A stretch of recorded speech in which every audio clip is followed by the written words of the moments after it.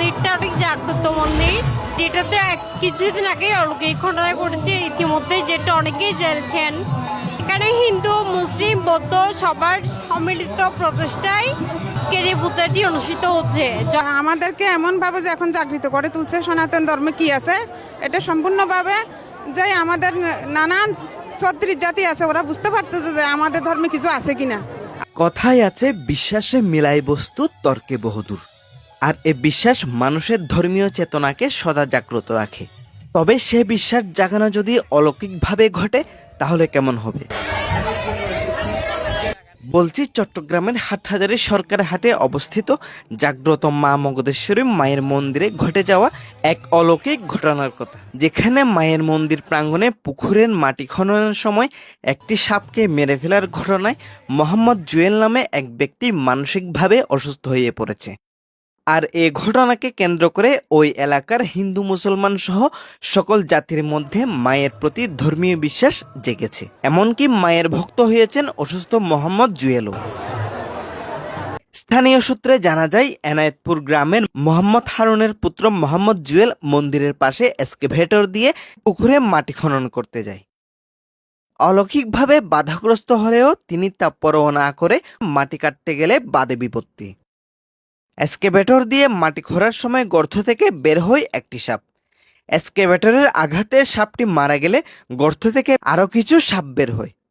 এই অবস্থায় ঘটনাস্থলে এক্সকেভেটরে থাকা মোহাম্মদ জুয়েল অজ্ঞান হয়ে পড়েন। এটা হলো যে আমাদের অনেক পুরাতন মন্দির, ছোটখাটো হিসেবে ছিল, বছরে একবার পুজো হতো, ব্রাহ্মণ দিয়ে রেগুলার। এমনি কেউ যদি মানুষ বিনাশ করতো তাহলে এরকমভাবে পুজো হতো, কিন্তু এরকমভাবে জাগৃত ছিল না। এই যে কদিন আগে যে এরকম জাগৃত হয়েছে, যে পুকুরের মধ্যে খনন করতে গিয়ে, বড় শ্বাস করতে গিয়ে এখানে অনেক কিছু ঘটে গেছে। এটাতে প্রমাণ হয়েছে যে আমাদের এখানে একটা জাগৃত কি মাছ আছে। এই মা এখন আমাদেরকে এমনভাবে যে এখন জাগৃত করে তুলছে সনাতন ধর্মে কি আছে, এটা সম্পূর্ণভাবে যে আমাদের নানান ছত্রিশ জাতি আছে, ওরা বুঝতে পারতেছে যে আমাদের ধর্মে কিছু আছে কিনা। আমাদের মন্দিরটা গত কয়েক বছর ধরে জাগ্রত হয়েছে। তারপরে এই পুকুরটা খনন করতে গিয়ে মোহাম্মদ জুয়েল নামের এই ড্রাইভার, যে স্কলার ড্রাইভার করেছিল, ওনার উপরে এখন মা বক্ত হয়ে গেছে।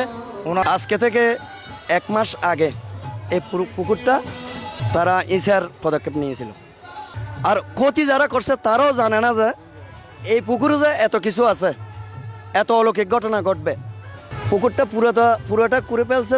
ওনারা নাকি একটা সাপ মারছে এখান থেকে। সাপটা মারার পর নাকি তাদের শরীরে খারাপ লাগছে। এখন আমাদের যেই মা রূপে যে মার শরণাপন্ন হয়ে গেছে, এ হচ্ছে আমাদের জুয়েল। আর এই ঘটনার পর ওনার মার কাছে নাকি মা স্বপ্ন যুগে দেখা করছে। ওর মাকে বলছে, তোর ছেলে আমার সন্তান মারি ফেলছে, আমার সন্তান যেমন মারছে আমিও তোর ছেলেকে মেরে ফেলবো। মগদেশ্বরী মন্দির যে পুরনো এবং প্রাচীন যে মন্দিরটা রয়েছে, সে প্রাচীন মন্দিরটাকে অল্প কিছুদিন আগে মা মগদেশ্বরী তার জাগ্রতের মাধ্যমে এখানে একটি আধ্যাত্মিকতা দেখিয়েছেন। সাম্প্রতিক সময়ে পুষ্পণী খনন করতে গিয়ে মন্দিরের বটগাছ আঘাত করেছেন এবং ওকে অনেক কর্তন করেছেন। সে কারণে আজ ছিল ওই গাড়িটা কে বা কারা পুষ্পণীতে ফেলে দিয়েছে কেউ বলতে পারবে না। এই কারণে যে কর্তন করেছেন এবং তারা সবাই মুমূর্ষু অবস্থায়, এখনো তাদের অবস্থা কিন্তু ভালো নয়। সাপরূপী মা মারার কারণে ওই গাড়িটা চাপা পড়ে। উল্লেখ্য, চট্টগ্রাম জেলার হাটহাজারী থানাধীন এনায়েতপুর গ্রাম একটি পূর্ণতীর্থভূমি। এই গ্রামে রয়েছে মহাযোগী ব্রজেন্দ্র সাধু বাবাজির সমাধিপীঠ ব্রজধাম আশ্রম। এছাড়া রয়েছে ত্রিকালজ্ঞ মহাযোগী বাবা লোকনাথ আশ্রম, শ্রী শ্রী জ্বালাকুমারী মায়ের মন্দির ও প্রাচীন মগদেশ্বরী মায়ের মন্দির।